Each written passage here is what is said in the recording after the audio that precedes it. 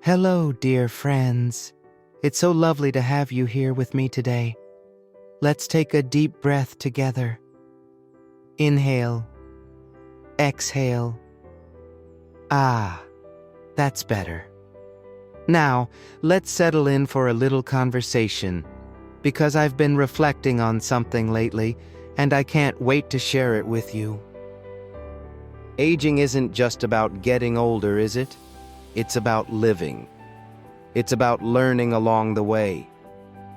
And curiously enough, the most profound lessons often come from unexpected places.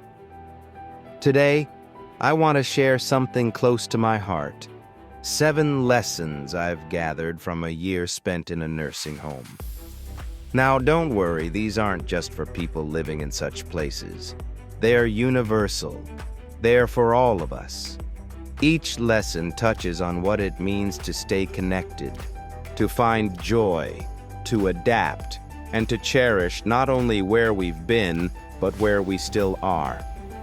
Let's talk through them together, slowly and gently. You might even recognize a bit of your own story in these reflections. Lesson 1. Loneliness is a choice, not a sentence. When I first walked through the doors of the nursing home, I'll admit, I thought loneliness was just something that came with age. I had lost my spouse, my children lived far away, and a number of old friends had gone on ahead of me. I assumed the quiet, empty moments was simply part of the deal. But as I settled in, something remarkable unfolded. I discovered that loneliness isn't about being alone. It's about staying closed off. I remember meeting Margaret, a woman who had every reason to be lonely. No family nearby, no regular visitors, and yet she was one of the happiest souls I'd ever met. Her secret. She told me, I knock on doors. I sit somewhere new every day at mealtime. I don't wait for happiness to come find me. I go looking for it. And you know, she was right. When I started stepping out of my own little bubble, saying hello in the hallways, making room at the card table, it changed everything. Connections don't arrive uninvited. We have to reach out and make them. Are there small steps you could take today to invite connection into your life? Lesson 2. Independence doesn't fade if you fight for it. It's easy to let others help, isn't it? Let me get that for you. Take it easy today. You've earned it. These offers sound so kind because they are. But here's a little truth I've observed. Every time we surrender a task we can still do for ourselves, we give away a piece of our independence. And getting that back, it only gets harder. I'll never forget Richard. When I met him, he was self-reliant, a proud man who poured his own coffee every morning. But over time, small compromises crept in. First, he asked for help here and there, and before long it wasn't just coffee. It was meals, clothes, even standing. It taught me something important. Use it or lose it. So now I have my own little rule. If I can manage it myself, I do it, even if it's slower or inconvenient. Dressing? I take my time. Stairs? I take them carefully. It's not about stubborn pride. It's about holding tight to what keeps me feeling alive and capable. Take a moment and ask yourself, what are the things you could keep doing on your own if you just gave yourself the chance? Lesson 3. Health thrives with routine. Have you ever noticed how much easier the world flows when you have a rhythm to your days? I've seen it with my own eyes. People who cling to even the simplest of routines, waking at the same time, taking morning walks, reading at set hours, seem sharper, more alert, more centered. Meanwhile, those who let the days blur together, skipping meals or lounging in bed endlessly, well, they seem to fade, little by little. This isn't just anecdotal. A 2019 study from the National Institutes of Health shared that maintaining consistent daily habits significantly improves cognitive function and mental well-being in older adults. I think of George, a retired school teacher here. Every morning he's up by 6:30 sharp, takes a short walk, and reads his favorite novel before breakfast. Whether sunshine or rain, he sticks to his rhythm. And you can see it. It keeps his mind focused, his spirit alive. Building a routine doesn't have to be monumental. It just has to matter to you. If you don't already have one, could today be the day you try? Lesson 4. Attitude is everything. Now, let's be honest. Aging isn't without its challenges. There's no way around that. But what strikes me is how differently people respond to those same challenges. I've met folks who still have their health and mobility, yet they just can't stop lamenting what they've lost. On the flip side, I've met people like Eleanor, who, despite her arthritis and limited movement, wakes up smiling every day. Happiness isn't what happens to you, she told me one morning. It's how you decide to see things.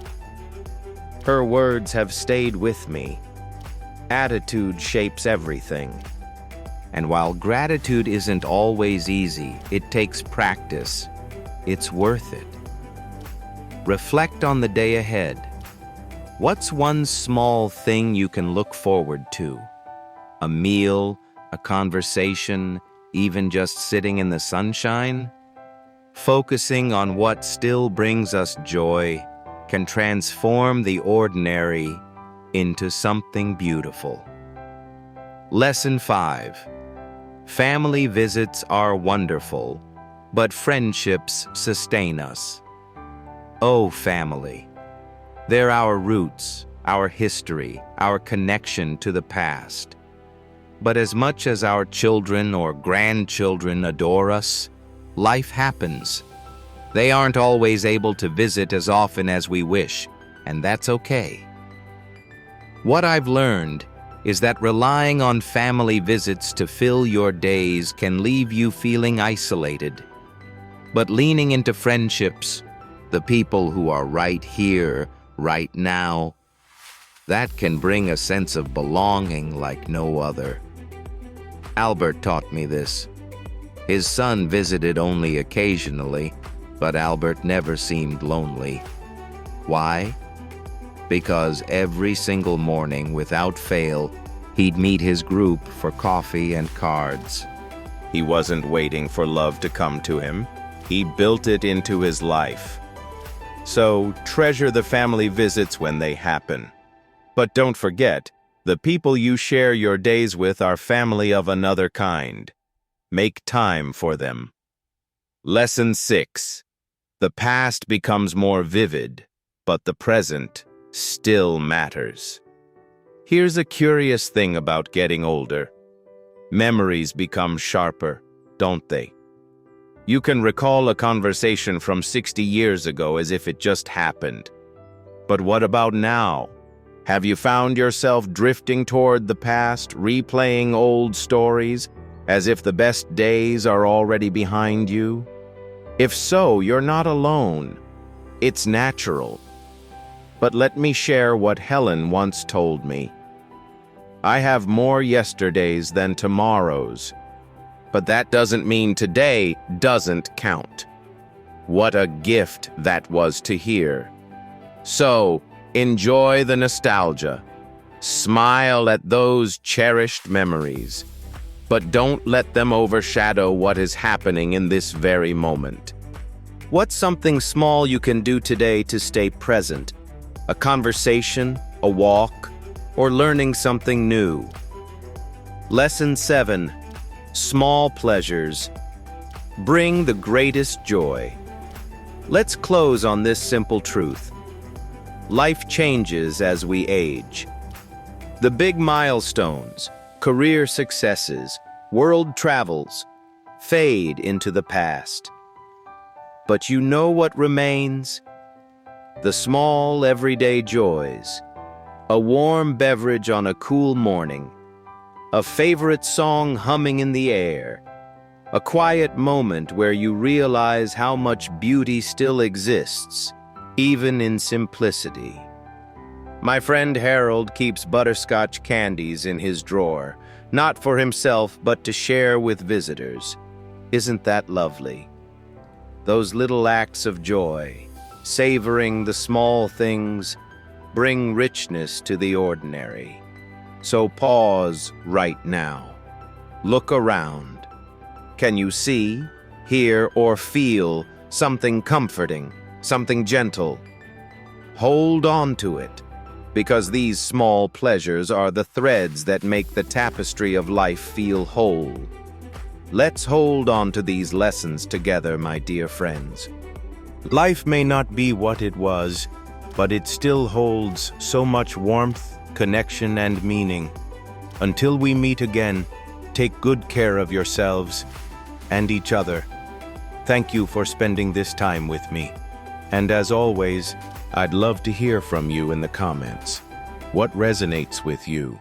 What's something you'll take forward into your own life? Your thoughts, as always, bring me great joy.